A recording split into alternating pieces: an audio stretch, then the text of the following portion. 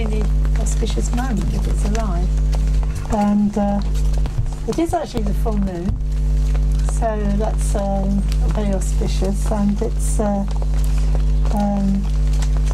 I think the idea originated when Trungpa Rinpoche, Chogyam Trungpa Rinpoche Vijayadeva passed away, and so we have here a place where some of his relics are, and the idea of having it in this place came from His Holiness Dilgo Khyentse Rinpoche, who was one of the greatest teachers of our time, one of Trungpa Rinpoche's teachers, one of Khenpo Sitting Gyamtso's teachers, in fact all my teachers' teachers. So, and he told us to come to this part of the world.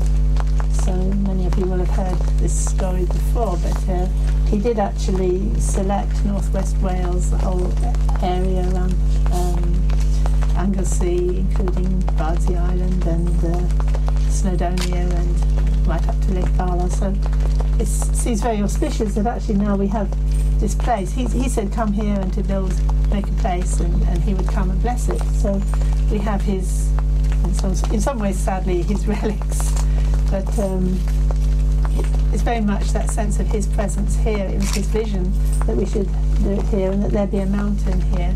And of course, if you look over the shoulder of the Stupa, when Snowdon feels like it, you get to see it. So Snowdon's been rather shy this week. It's it's choosing its moment to reveal itself. So this is a very auspicious place, and of course this has all been a sacred place, this part of the world, with the pilgrimage places going from Holywell right along northwest Wales to the end of the peninsula to Bardsey, and there's lots of places, pilgrimage places, and it's still, people still do pilgrimage in this area, and there's many places that are considered very sacred. There's the Celtic saints had sacred places, but they were already built where there were wells and cromlechs and things which were already regarded as sacred. So it seems really in keeping to be creating a sacred space here by constructing the stupa. And in fact, it's not just us that's who are focused on this event today. There are Awakened Heart Sangha members sort of all over the world. Some have even come, one from America, one from Luxembourg. I mean, people have come a long way. And I know of people who can't come, who are devoting their whole day to really vigorous practice and frustrations and making prayers and so on, because it is such a special day. And in a way, you could have to say it's a historic day, because this is the day that the stupa is fully inaugurated. And we're expecting at about 10:30 or 11, any time now, for Rigzin Shikpo to come. So Rigzin Shikpo is one of my teachers. He's also my husband, as it happens. So he will be arriving at some point and will join us.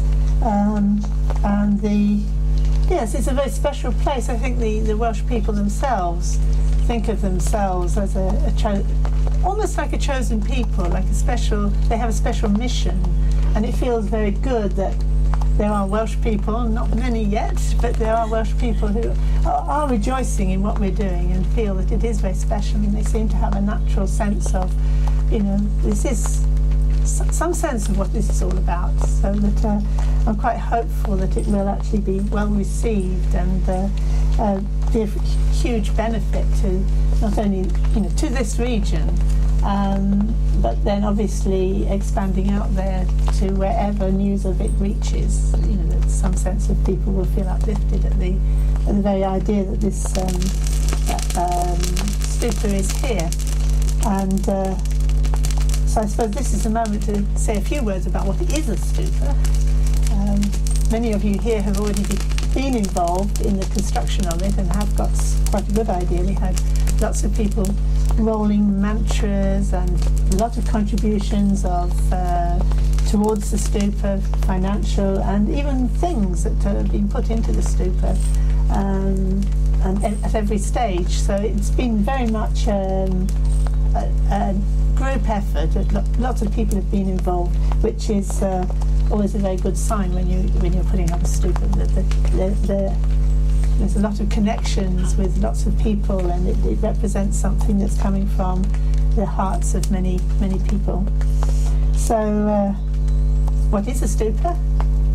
You could say fundamentally it's that dimensionless point, which from the point of view of the manifest world, what is dimensionless is too small even to be represented. And yet, if you approach that point, actually, since it has no dimensions, it's actually without any limit. It actually represents what is the totality that has no boundaries. It is so that the whole sense of approaching the sacred place is approaching the sacred that is actually beyond limit, without limit, which can't be represented, can it? So how do you represent it? Well, the way we represent everything, by forming some kind of representation or symbol of it. So this very spot is now consecrated as representing that which we're all aspiring to, which we're what we all are in essence, actually. And when we think of what we are in essence, we think of what we are in our heart. So it's like represents the heart in a sense that's beyond just the personal, and yet it is the heart, so you can't really call it impersonal either. It's just somewhere between where you can't define it. And it's quite interesting. I've been very affected to see how, even though in a way it's something that we can only sense and see, something that we think of as physical, and yet people are responding from their heart. They know it's about the heart. So the whole symbolism of it represents that, and that upward movement into the non-determined, the totality of the space of reality, really. So it's all taking us up. It's taking us up. The whole structure is taking us up to that point on the top. And under the point there is the sun and the moon, which is the wisdom and compassion of the awakened heart. So that's the lower parts of the stupa are representing the path up, and the qualities of the path up to the above the vase part. There's the place where you'd have to say the supramundane levels start to reach up through the discs that make the spire up to the top, and then at the top itself you've got the sun and wisdom, the sun and the moon of wisdom and compassion, and then you've got a crown and, if you like, a kind of umbrella or something coming down again into the world. It's radiating out into the world peace and goodness and whatever is needed for the welfare of beings, and in particular the rain of Dharma. The rain of blessing and Dharma to satisfy the wishes of all beings and to draw them to awakening. So that's what the whole structure is about. And there's a tremendous amount of detail. You could ask about any part of it, and you could be told even more teaching about what it represents, but I don't want to take up too much time because you've got quite a lot more we've got quite a lot more to get through. But it's not just the outer form, though, and this is the point that the lamas the Lama Phuntsok is making again and again, that the form itself has a tremendous amount of symbolic meaning, but that's the outer part that you see. But the inner part is especially consecrated, and this is what we've been watching over the days that the Lama and the monks have been here. And it starts with the ceremonies that he did. It seems ages ago now, but it's only a matter of days.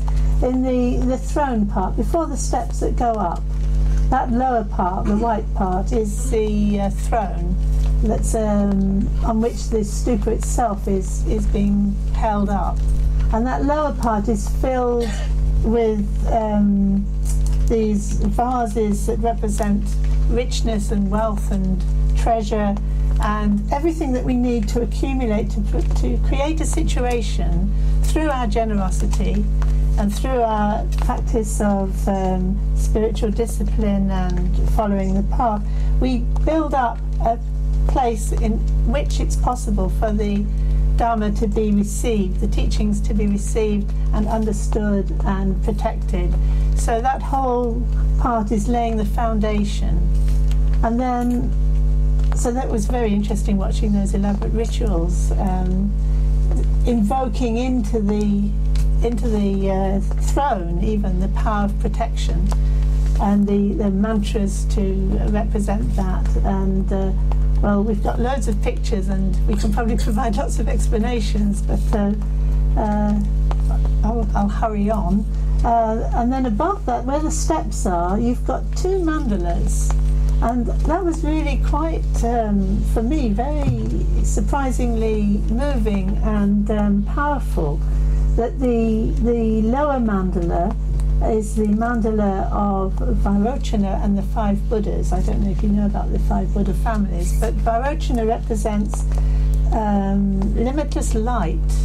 And especially if you notice on Buddha images, there's always this sort of mound, which actually is a representation of this limitless light that emanates from the crown of the head, and that ultimately each being actually, that is the essence of what they are, this light that radiates out, and is what we're following the path in order for that to reveal itself. So this idea of this, what can you call it, pinnacle or pile of light on the crown of the head is also represented in the form of the stupa. You could think of it, the lower part is sitting, the legs sitting, and then the vase part of the body, and then sometimes you get eyes on the little square bit, and then you get, above that you get the spire, which is like, represents that spire of light.